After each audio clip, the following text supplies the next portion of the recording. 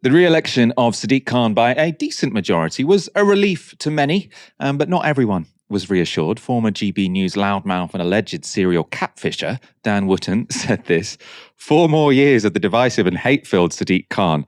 London will continue its rapid decline. Many folk, including me, won't be here by the next election. Why stay for no-go zones, exploding crime, anarchists running riot on the street, a war on cars, and dying nightlife? And just keep up this image for a moment, because I don't think that is Sadiq Khan. Sort of an Asian man with grey hair that looks quite different to Sadiq Khan. And behind him is a sort of strange image. I'm not even sure if that's London, but everything's on fire. I'm not sure what this is from. Maybe an AI-generated image anyway. Dan Wootton isn't the only right-wing provocateur leaving the capital.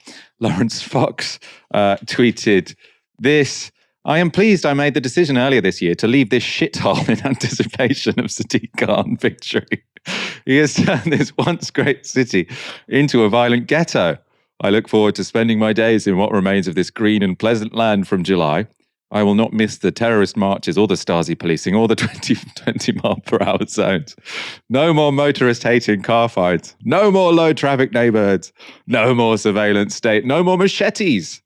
No more dead kids. I will still work here. Oh, thank God we'll still see some of him. I will not sleep here anymore. London is unrecognizable as a British city, let alone our capital city, and I'd rather spend the rest of my days with people I have something in common with, other very divorced dads with low social skills who care about England and her needs more than conflicts thousands of miles away. If Lawrence Fox felt London was going in such a bad direction, he of course could have stood for election himself. Oh wait, he did. Fox stood to be a London Assembly member at last week's mayoral elections or local elections.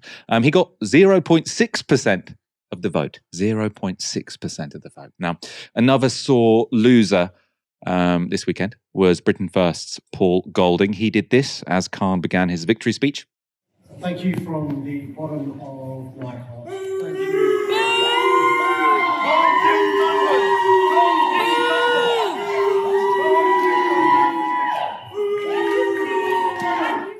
Golding had good reason to be in a huff. His racist party scored fewer votes than comedy candidate Count Binface, whose top policy is to reinstate CFAX. Ash, will you be missing Dan Wootton and Lawrence? I suppose he was. How will he still be working here? Does he have a job? I suppose it has maybe like a podcast with other people who got kicked off GB News because they're too extreme. These guys seem unhappy. Puts a smile on my face reading these tweets from these quite grotesque men. What do you think? The image is spectacular. Look at that. One, that is not Sadiq Khan, all right? That is some random uncle who lives in Finchley and is settling down in the suburbs. But two, even if it is Sadiq Khan, why does it look like he's about to drop the most fire mixtape of all time? That after trading barbs with Susan Hall, he's about to release a mixtape which is like, Susan Hall, keep my name out of your fucking mouth. Like, he looks like he is about to, drop 96 bars of revenge. Like, I can't believe that Dan Wootton has found a way to make whatever random South Asian uncle, I mean, he might even be a relative of mine, look like one of the most hard battle rappers that has ever existed. So well done, Dan Wootton. You finally produced something of value. As for this, far right huffy response of, I will no longer live in London now that Sadiq Khan has won again.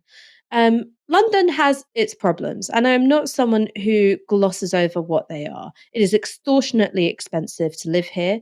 We have huge problems with inequality. Mental health care provision is absolutely in the toilet, and what that means for people, particularly with substance abuse issues, people who are traumatized from acts of violence and are at high risk of committing acts of violence. Those are all things which are really, really bad in London.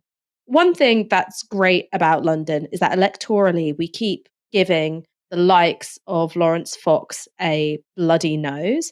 And if that means that they want to turn their backs on the city for, once and for all and break up with us, I think I speak for everyone when I say goodbye.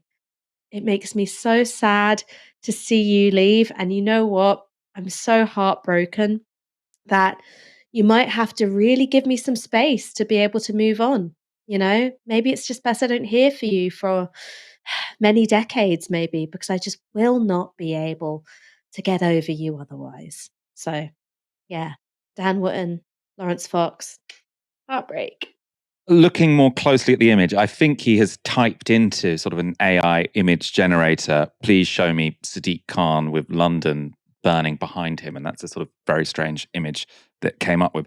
I mean, if anything, as a consolation, it's better than Dan Wootton sort of typing into the AI generator, I want to see this D-list celebrity in their underpants. Not that I'm saying he's ever done that, but D-list celebrities in their underpants. There's a history there.